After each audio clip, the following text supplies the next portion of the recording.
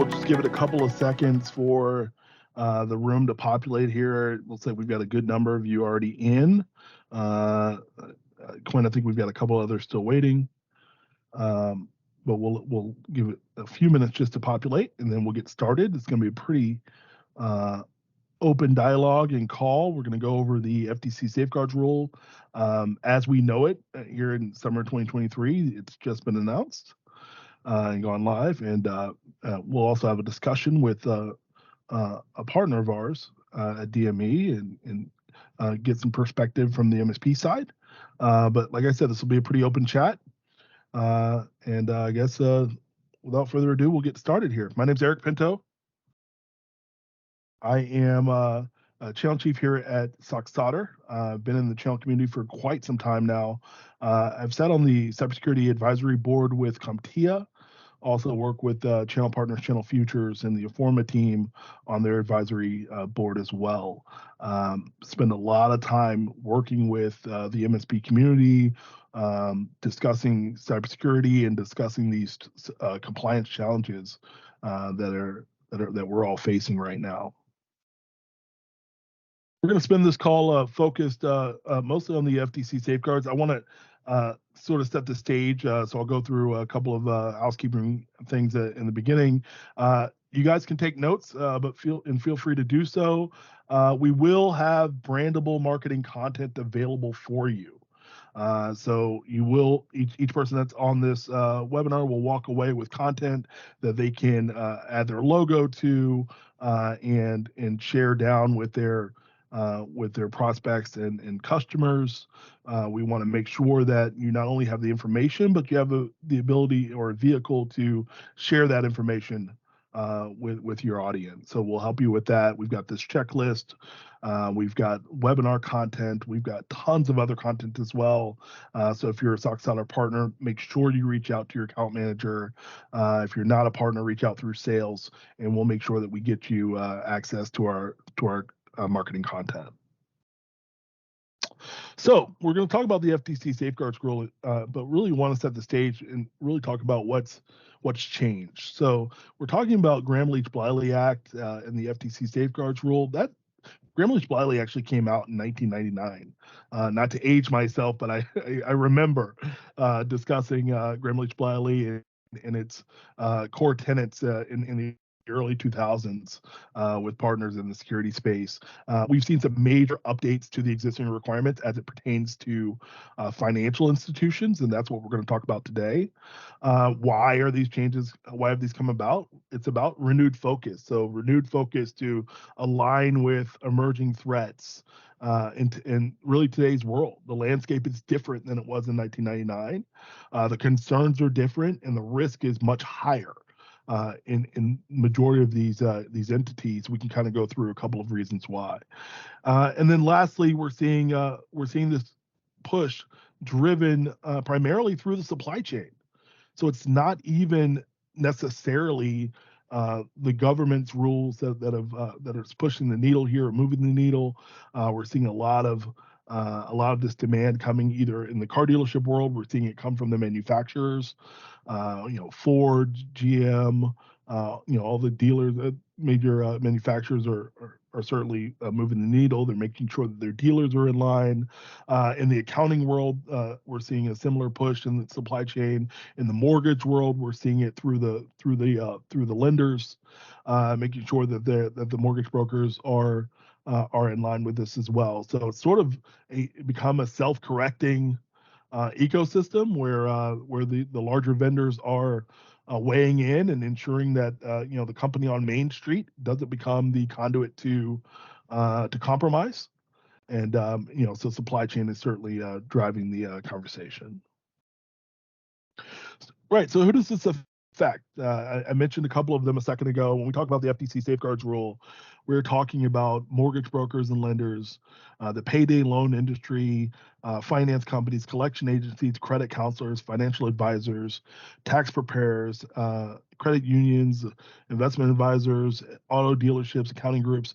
All of this, if you kind of see what this boils down to, it's those that are in the financial management space and in the loan origination and loan preparation space, right? So anyone that's connected there is potentially involved. There are some caveats depending on the amount of records that you access and the amount of business that you're doing. But even in those that are considered exempted, there are still some core requirements, which we'll talk about. Firstly, being having a security plan in place and understanding where you are from a security perspective. That doesn't go away. That requirement doesn't go away, regardless of your size. All right. So just kind of walking through it, and some of you guys may have seen this before. We've had at least a snippet of this discussion, going on for some time now. Why we wanted to have this call is because, quite frankly, the safeguards rule is here. As of June 9th, 2023, it's in effect for the business entities that we discussed. And we want to really have this conversation today to understand how this affects you and your business as a service provider, as a consultant in this space, those that are providing, thought leadership and guidance, are those that need to be most aware. So let's open up the discussion here. Simple steps to business compliance. What's required? And I've gone through, tons of different safeguards rule sites, whether that be from the FTC, from third party, and it all boils down to 9 or 10 things that organizations need to focus on right now, starting with implementing safeguards to reduce risk. And you're going to notice here in the white that there's a lot of this content that you guys are likely doing right now. So if it's multi-factor authentication, having access controls in place, encryption, intrusion detection, these are things that you're likely already doing as an organization. And I wanted to highlight that because as we get into the conversation, we'll talk about some challenges to what you might already be doing that's coming externally, and we'll address that. But still going down the list here, in green, monitor and test the effectiveness of the security program. Again, tools that you guys already have out, whether that be network detection response, endpoint detection response, MDR, XDR, MTR, vulnerability scanning, whatever you call it, whatever acronym you're using to for the services that you have deployed to monitor the entire customer environment and have the appropriate reporting. That's really what that's focused on there. Provide security awareness training, again, an area where you likely are already you're already working hard and have it deployed out. It is a requirement here. Manage and maintain the infrastructure. That's your RMM, your log review, your retention, patches and updates. Again, the majority of these things you guys have in place. I have to monitor the test and effectiveness in green because that's an area where I feel like most groups would like some assistance, right? So that's, whether that's with SOCSoter or another trusted vendor that you guys have, that's an area where you can have another team providing that guidance at 24/7 security operations and monitoring of the environment. Continuing on, and the rest of these are in green, design an information security program. So you need to design a security program for your end client that's tailored to address their security needs, their security risks. You need to conduct a risk assessment so you can understand what those risks are. Without a proper risk and security assessment, you don't really know what you don't know. So that the government doesn't give a ton of guidance there in terms of what's required. It can be self-attestation. It could be third party. Obviously, third party would be recommended for someone else external to come in and take a look at the organization, and then review them. And then lastly, implement an incident response plan. And if you guys don't have an incident response plan already on track for your end client, that's something where you want to quickly make sure that you've reviewed again their risk, their concerns, and then ultimately develop, implement, and test the plan to make sure that it's effective to secure your customer environment and to provide forensic details should a breach occur. And then these last two, and I have these in a different color again, because these are the areas where I believe that you need to look to outside of your organization. It's required to. So in step one here, designate a qualified compliance manager. That compliance manager for the most part, it's going to be someone that works for the business entity that you're securing. They in some cases can leverage a member of your team for that compliance manager. I'd say if you do take on that role, that you fully understand what that means, and we're going to talk about some penalties that may be out there. So if you are taking on or wearing the hat of the compliance manager, you do own then some responsibility, a good amount of responsibility, and we'll talk about that. And then monitor third-party systems and service providers.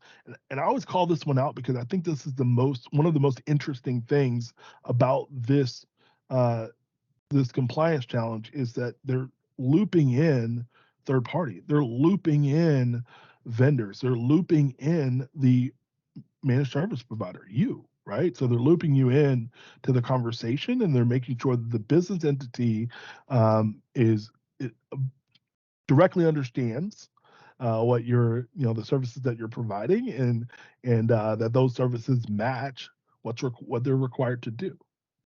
So let's take a deeper look at that, right? So select service providers with the skills and the experience to maintain the appropriate safeguards. This is called out in the safeguards rule. Again, this is important because this directly applies to you as a service provider.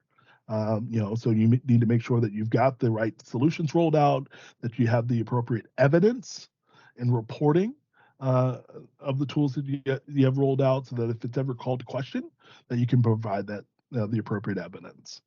Their contracts, and I think this is a really good one for you guys. The contracts must spell out their expectations.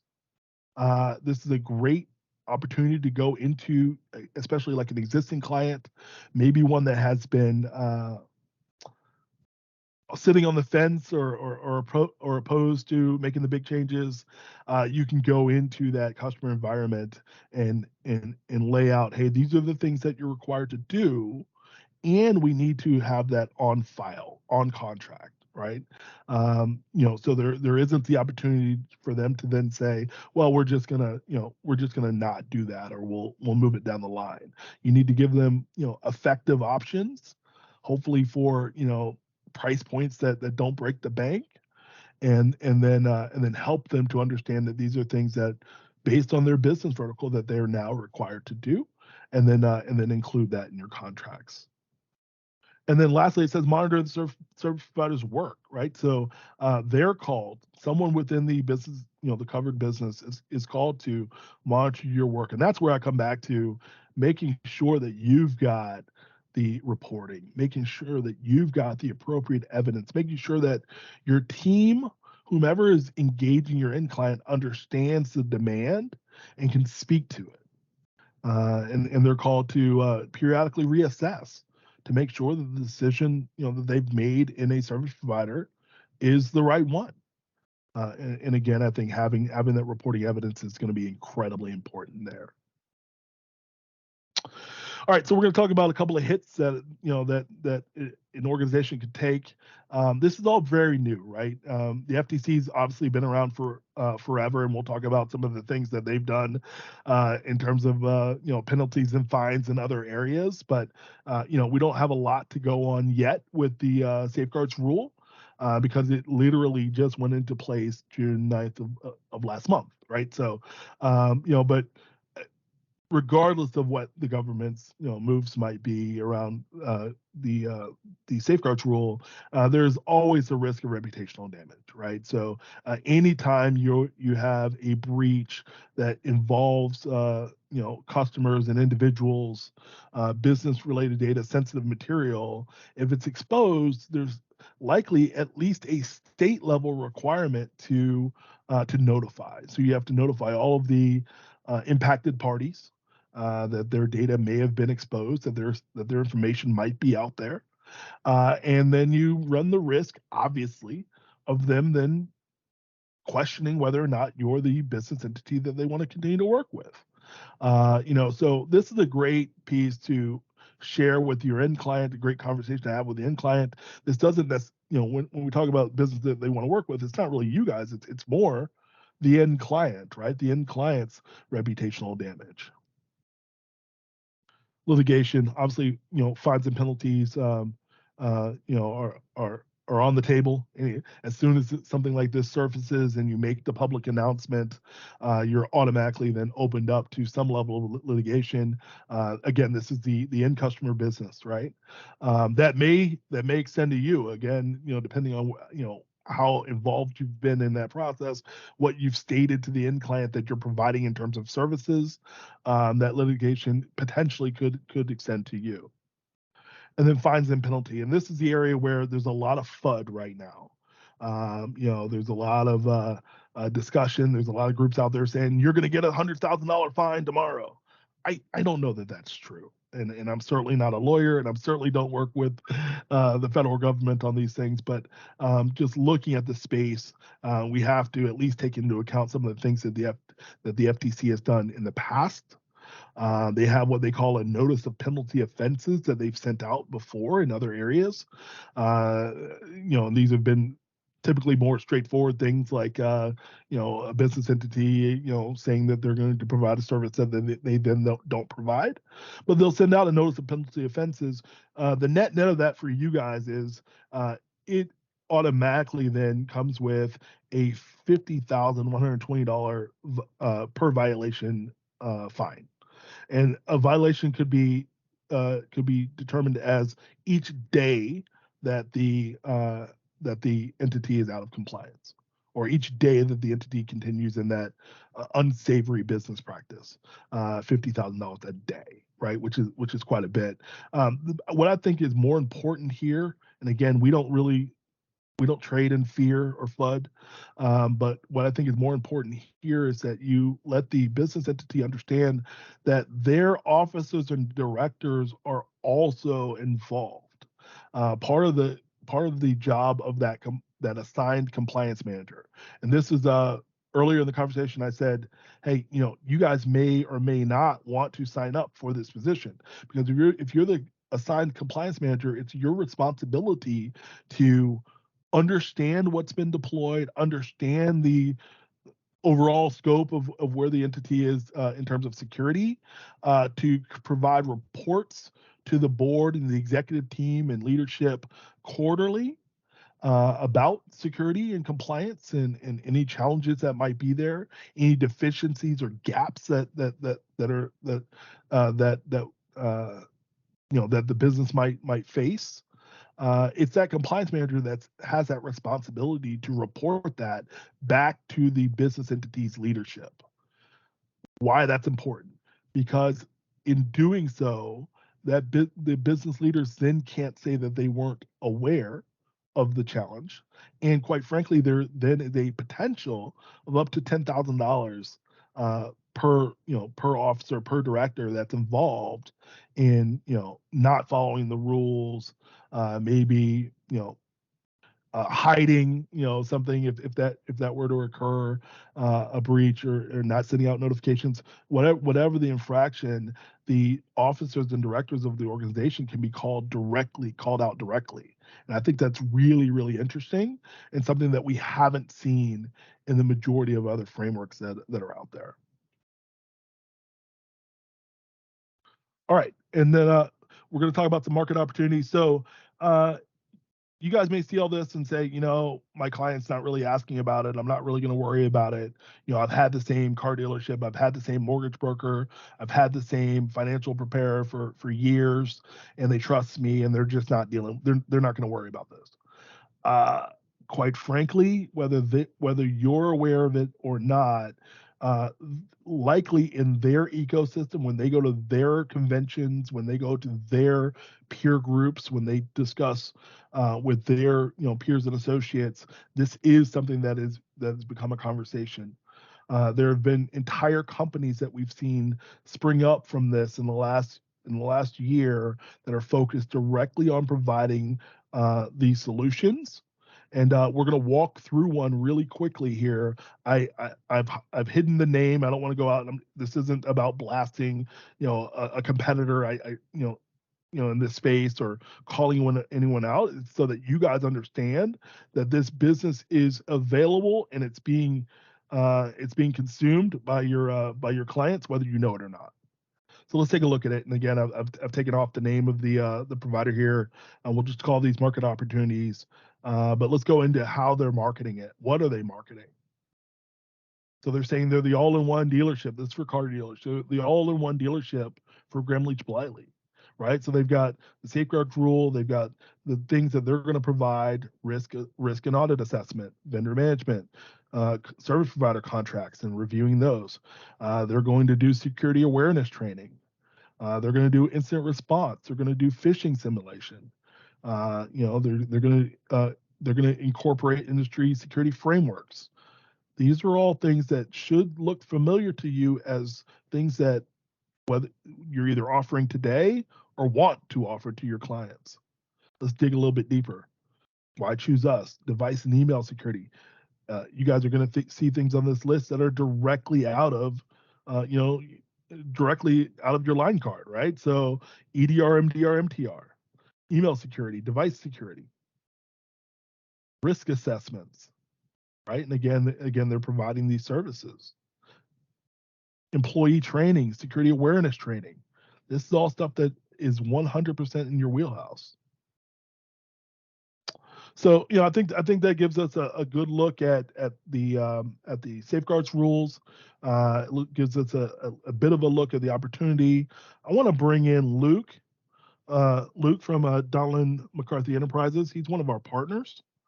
Luke, if you want to join the chat here, I see you. Okay, great. We just have a couple of questions that we've put together, but this is designed to be a fairly open conversation. So we also have Quinn Farmer from my team that's on the line. She can help to introduce any questions that the audience might have, about what we're seeing so far. We're not experts in this area, but we certainly are seeing it from us on the vendor side, in compliance side as a MSSP providing services, and then Luke on the MSP side working directly with end clients, and he's got several right now that are facing this. So without further ado, hello, Luke. Hey, Eric, how are you doing? Good to see you again. Good to see you as well, man. Let me go ahead and open up the first question, and we'll kind of keep this free flowing. Luke, any thoughts as I open up the questions? I mean, this is good stuff. Obviously, it's making an impact on our day-to-day lives and how we go to market. It's helpful to see the way that you've broken this down into more simple and consumable bits of information. That is always our goal. I appreciate that. We will make this available. Like I said earlier, we'll have this content available. We've got marketing content and brandable content available. All right, so let's start with question number one here. This is for you. How have these compliance requirements and challenges changed the way you're addressing security concerns for end clients, or has it changed?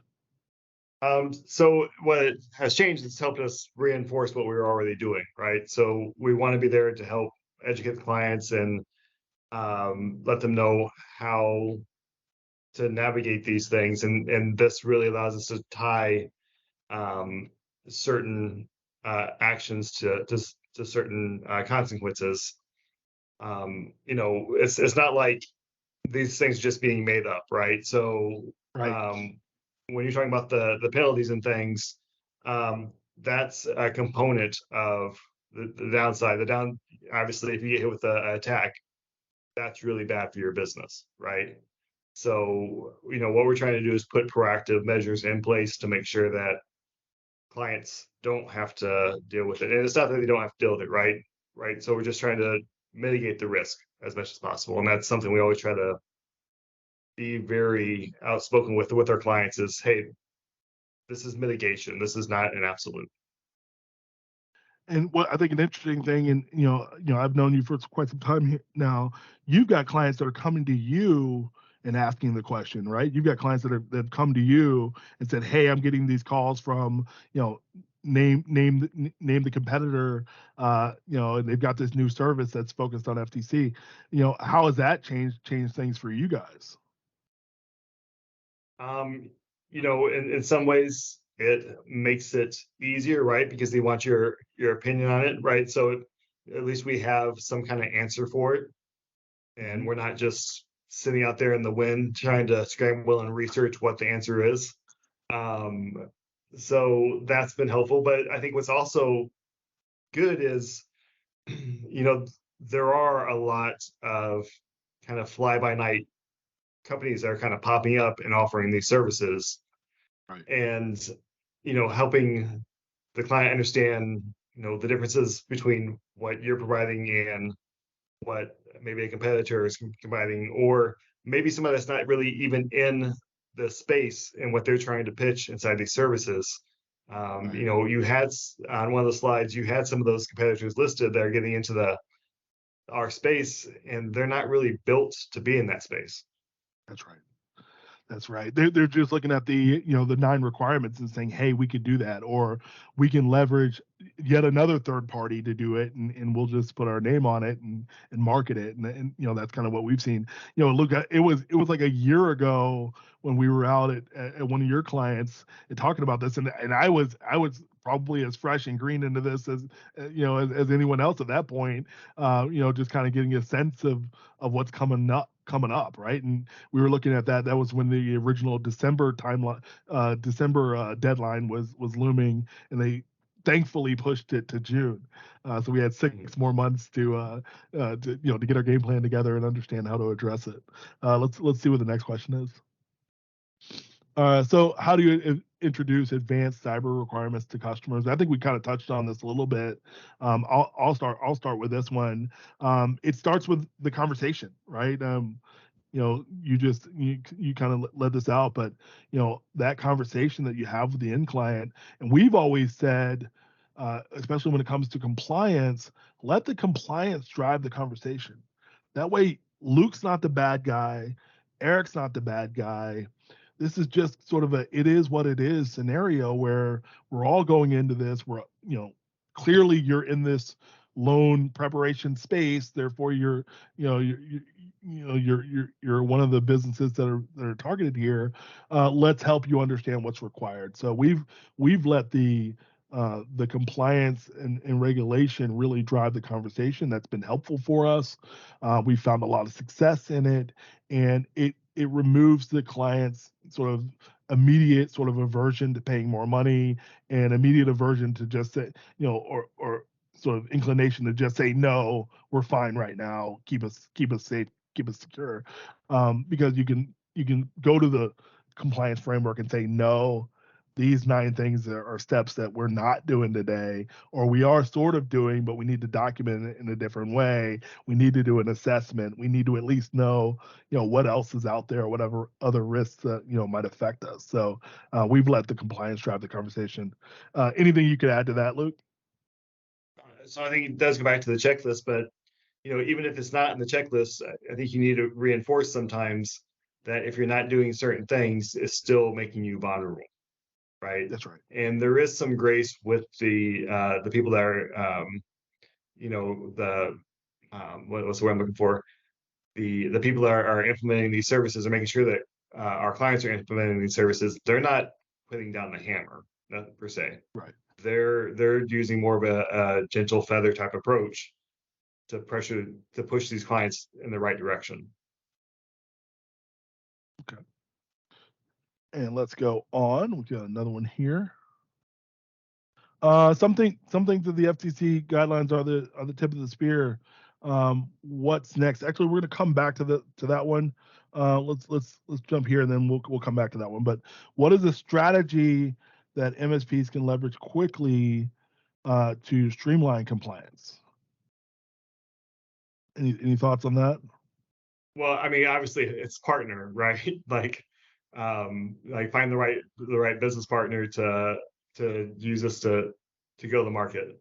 Going out and just building your own compliance strategy is expensive. It's cumbersome. It's insane, and there's really not enough talent out there to do it well. So I think I'm just down to partnering. I'll agree with you, and I'll add this. There's a lot of chatter, and I've been in this MSP vendor space for a long time. there's a lot of chatter around compliance, and a lot of vendors will just throw either security or compliance onto their website, and because it's kind of a hot button topic right now. I'd say education, like attending webinars like this. I myself attend as much webinar and educational content as possible to make sure that I understand, what's being asked of the end clients right now, what the requirements are, why they're asking it, what the risks are, what the potential fines might be, just understanding the landscape. And I think the best thing that someone could do. And that doesn't have to be necessarily your entire team. Maybe it's you as a business owner that's also the primary, salesperson in a smaller organization, or if you do have that sales lead, within your organization, or your, if you have someone that's set up to do in the field to act as a, VCIO or VCSO, equipping and arming those individuals with knowledge is, I think, the best tool, right? Because they're gonna, your end clients, I hope.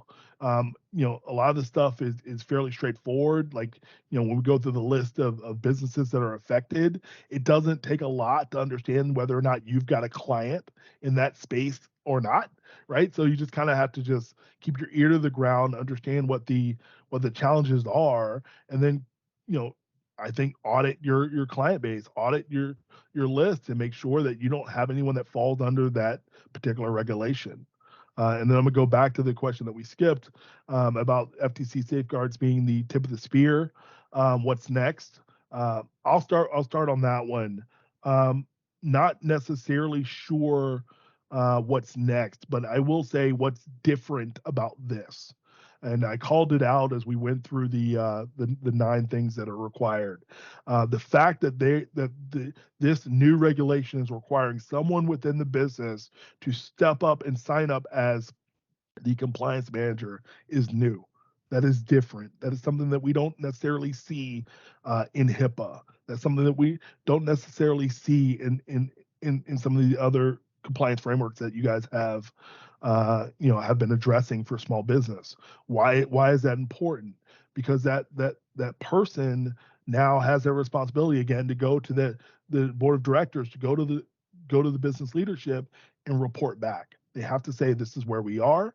This is what the challenges look like. This is what we've budgeted to fix it, and this is our timeline to get there, right? So that is new. So I think that approach is something that we will likely see added to other compliance areas. If you kind of go through and look at the history of like things like HIPAA and other ones, and I read all the reports through the OCR and HHS, you've got these reports that'll say, 9 out of 10 of them are executive leadership wasn't aware, the depth of the problem. Third-party service provider, MSP, was the cause of the breach, things like that. And if you, again, the MSP is also called out, contracts are called out, right? So they're really closing the loop on a lot of the gaps that we've seen, in breach investigation and forensics, in the past, where people throw their hands in the air and say, "Hey, we don't know." I think that's likely to trickle down and trickle into other compliance frameworks. And then the other thing about this, as far as what's next, any business entity, any business vertical that's managing or maintaining sensitive data for others is likely to have more stringent rules on the way if they're not here now. Anything you want to add to that, Luke?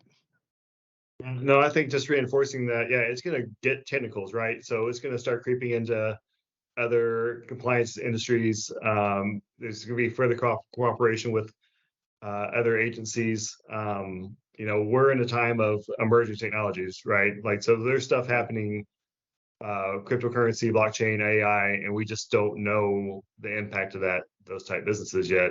But those are going to have to all meet some type of regulatory compliance. That's absolutely right. Quinn, did we get any other questions that we want to go through? We didn't get any questions so far. Okay. Well, guys, if you guys have more questions, feel free to throw them into the chat. We'll either address them during the conclusion of this call, or we'll address them directly with you. I just want to spend the next couple of minutes just going through SOCSoter. When we do these cyber education series, we don't spend a lot of time on pitches. I hope you guys appreciate that. But I do want to at least let you guys know where we would weigh in as an organization.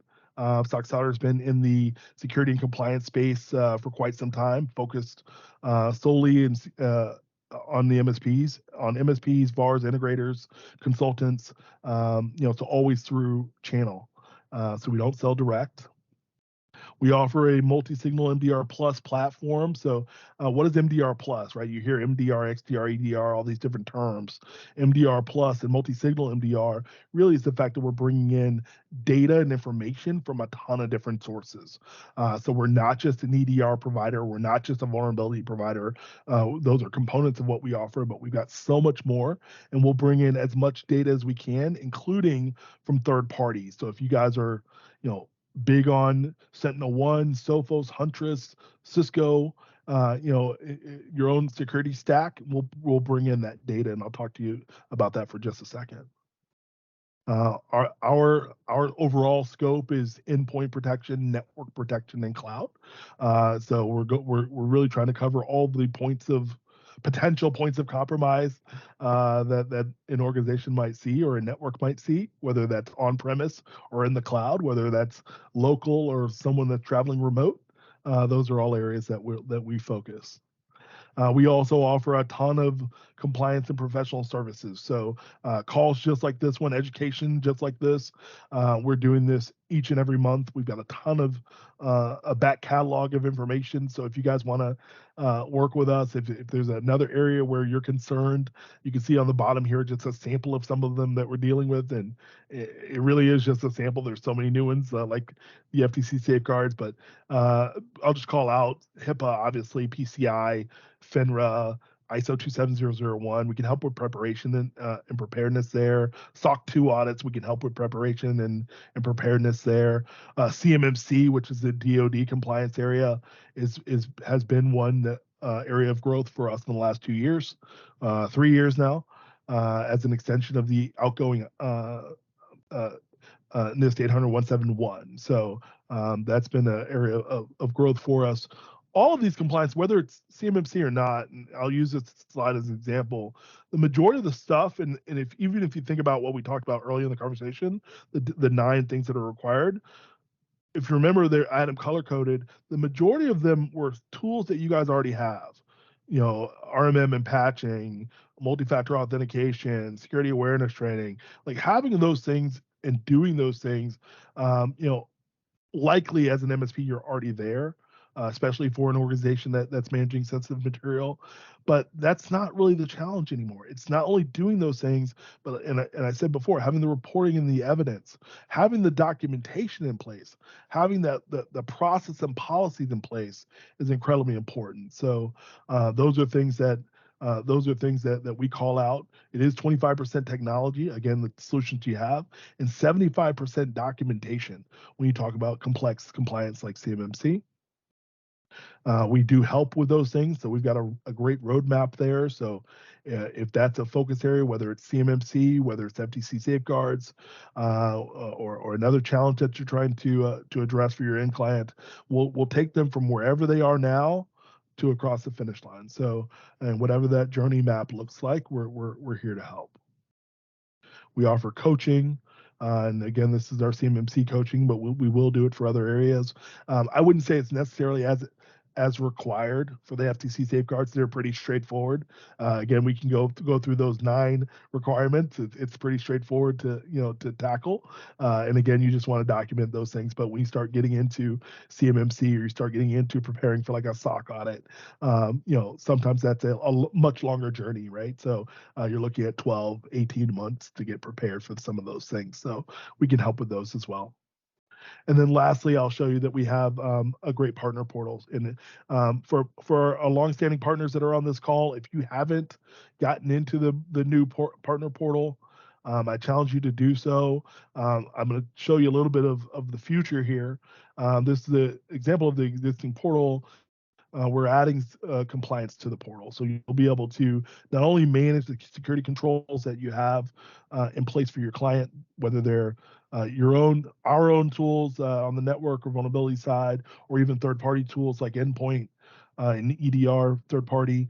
You'll be able to have those things all built into the portal, and you'll be able to manage them in the portal.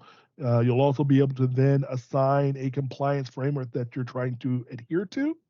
You can see here we've got DISA STIGs, we've got 800.5.3, PCI, CMMC, CIS, Control 8, so a ton of different compliance areas that we've built out that are all dialed right into the portal. So you're going to see more and more of this again for existing partners. If you haven't taken a look at the portal updates, some of this is available now, some of it's coming very soon. So if you haven't gotten in there, I challenge you to get in there now and start engaging because you've got a lot of tools available to you. Vulnerability management also. All right, guys. Well, this has really been a great call. Going over the FTC safeguards. I hope that you guys can take away some value here. We do have some questions, Eric. Oh, great. Go ahead. Yep. Okay, so first question, what about real estate brokers and agents with the recent addition of finders? Yeah, so and I have to read up a little bit on the addition of finders and how that changes things. But the real estate brokers and agents they're it's kind of a complex space, right? Because you have a lot of them that don't directly work for the organization. They're all independent contractors.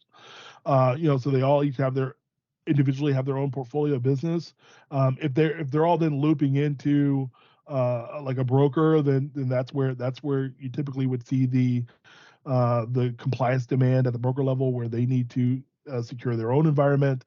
And if that includes like third-party assets, let's say the agent themselves have their own assets, at least as those assets engage the broker's network, that's where they need to be secured at minimum.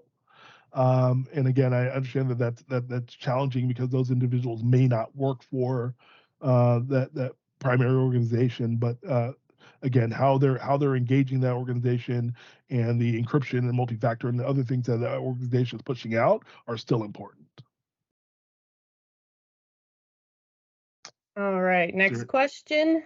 Can't an MSSP create a template set of documentation containing standard security processes, plans, and customize per client to save time? Absolutely. In fact, FTC Safeguards gives you a great opportunity to do so. I've said this for a long time, guys.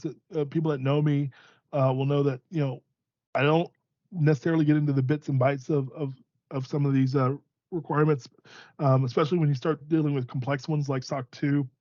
ISO 27001 and CMMC, because they are complex. Hundreds of controls that you have to go through that are multi-stage, multi-step, right? And you can interpret them a few different ways. So you have to really adhere to the guidance to understand what they're looking for. FTC Safeguards isn't really that, right? FTC Safeguards is more akin to what we saw with HIPAA and with PCI and some of those sort of more baseline requirements that are out there without a lot of specifics in terms of what needs to be done, and more of a general of this needs to be covered in one way or another. So I think that does lend itself to a great opportunity for someone to say, hey, as an MSP, we're going to focus on critical security controls, CIS version 8, or NIST cybersecurity framework, and we're just going to, as a baseline, roll that out for everybody, right? And we're going to assess every year against one of those two each year for every client, and we'll have our incident response plan on file. We'll have our security plan on file. That's probably and likely what you guys should be doing anyway, right? The next step of that would be making sure that you've got a competent EDR, MDR service in place and a competent vulnerability service in place, and then you've got the appropriate documentation and reporting around all that, right? But you can standardize on much of this. I think standardizing on what the FTC Safeguards is requiring these organizations to do, if you guys were to standardize on that for your entire client base, your clients would be more secure. So I think it really is about just deploying best practice, and much of what we're seeing with FTC Safeguards is just best practices. I hope that answers the question. Was there another one, Quinn? Yep, we've got, I think, 3 more. Oh boy. Luke, jump in. Sure. So for the real estate one, though, I would say, just to simplify it, I would just focus on the broker. I wouldn't focus on the agents. Yeah. That's what we've done in the past. Right. How the brokers engaging their tool set and their agents, and that ultimately would then cover how the agents are engaging the tool set. So you're right. Quinn, next question. All right. As an MSP, how do we compete against a line of business software vendor like Reynolds and Reynolds for car dealers? Who is offering a complete GLBA suite as a value add, as a part of an ongoing monthly charge to the end customer or car dealer? What are we able to offer that the LOB vendor is not able to do so? Great question. I'm glad you guys asked that one. And it kind of goes back to those first couple of slides that I had that laid out. Let's see if I can jump back to it really quickly, but that laid out what the requirements are, and I had them color coded. I found this important because I think that you guys need to understand that a lot of this, and we've just caught, okay, good. So a lot of this is stuff that you guys are already doing. So when you look at what the line of business organizations are asking or asking for, or the business that they're trying to get, a lot of it is the EDR, MDR, security awareness training, and then documentation, right? So the bow that they're wrapping around it is they're doing like a security assessment, they're doing some level of like a security review or pen test, vulnerability scan, they're doing the EDR piece, they're doing the security awareness piece, they're locking up email, but then they're putting a bow around it by having some level of documentation, whether that be a report or whatever that says these are the things that we're doing, this is how we've done them, and they're spelling it out. There's nothing stopping you guys. If you guys, and I challenge each of you to look at Reynolds and Reynolds, look at Comply Auto, look at all of the ones that are out there, look at their packages. I've got I had one of their packages here. But look at their packages and then say to yourself, what can we do to address this directly? And the majority of it should be already in your wheelhouse. Security awareness training should already be in your wheelhouse. If it's not, get it there. You need it anyway. For any entity that you're already securing that has sensitive data, they need to be doing security awareness training. EDR and MDR should be in your wheelhouse. If it's not, you need to get it there anyway, right? So a lot of this, the majority of the things that we see or I see on these lists are things that you guys need to have in place. The only maybe exception I'll say would be this one, which is risk assessments may not be something that you guys are familiar with doing now. We as a partner and vendor can work with you on that. There are several others. Designing an information security program. If you don't know how to do that, we can help with that as well. We've got a plan around it, and implementing your incident response plan. We do all of this as a package. All 3 of these things, we do these as a package anyway. And it's a pretty straightforward process. It takes about 3 to 6 weeks working with the end client, going back and forth with some Q&A and putting the appropriate documentation in place. But we've got these 3 set up as a package, and then the ongoing stuff, like I said, it's likely what you already have in place. And then you would add in green, you've got the monitoring, you'd add in a third party to monitor the solutions you've already got deployed. But the bulk of this you guys already have. You just have to think about how to package it, and we can help you with that conversation. That's why why we had the checklist in the beginning, because I think the checklist, when you start going through it, you'll realize, oh, we got this. So if you just brand the checklist, take it out to your client and go through it with your client, you're going to start to realize that this is stuff that you already have well in hand. Luke? Yeah, this isn't a delivery question. This is a sales question, right? So as we've gotten more in depth with auto dealerships, what we've learned is they really don't like their software vendors. They just don't feel like they have any real good choice of what's out there.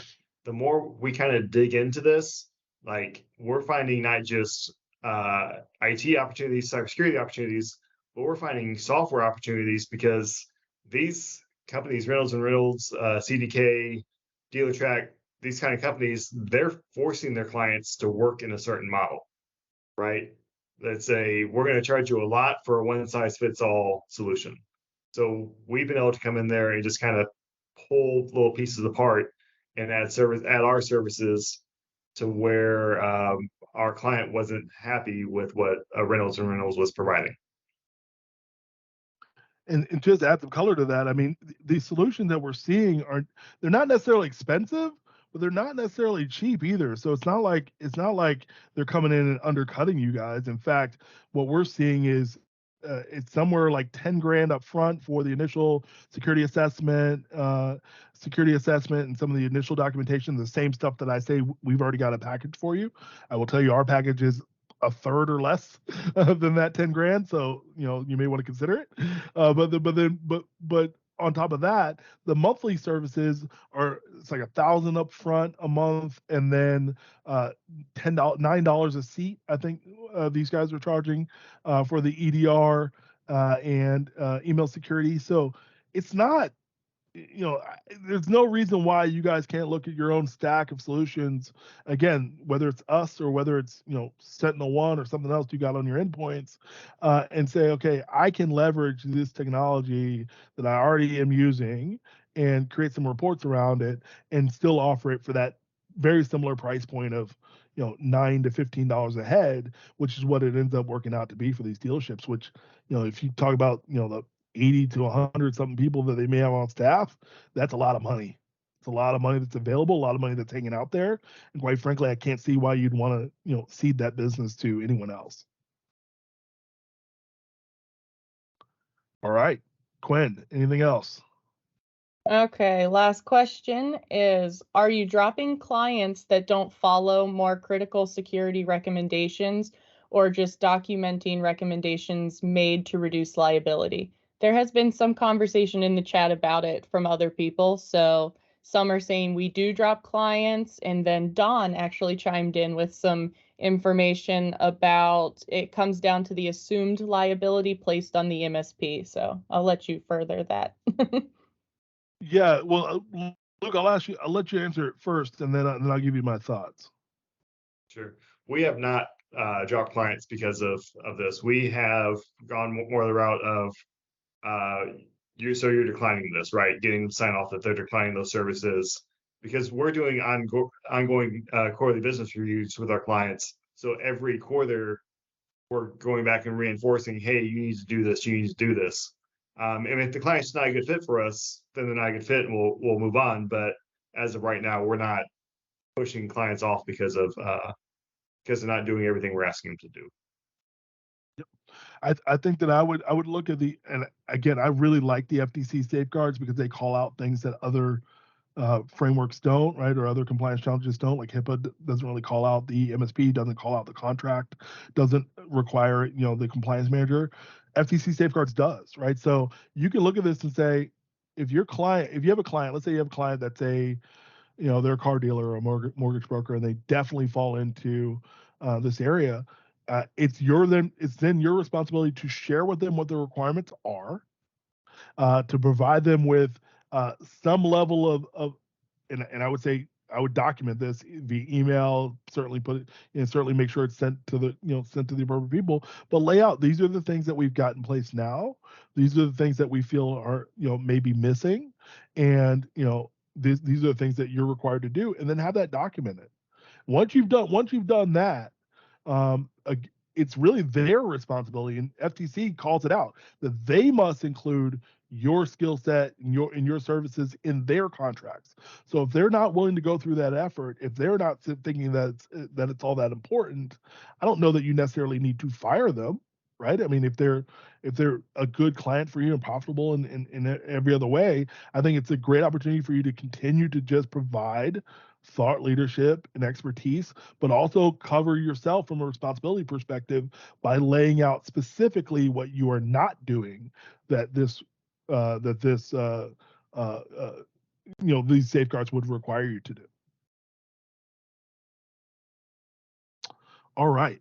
Well, guys, I really, really appreciate this conversation. The questions were phenomenal.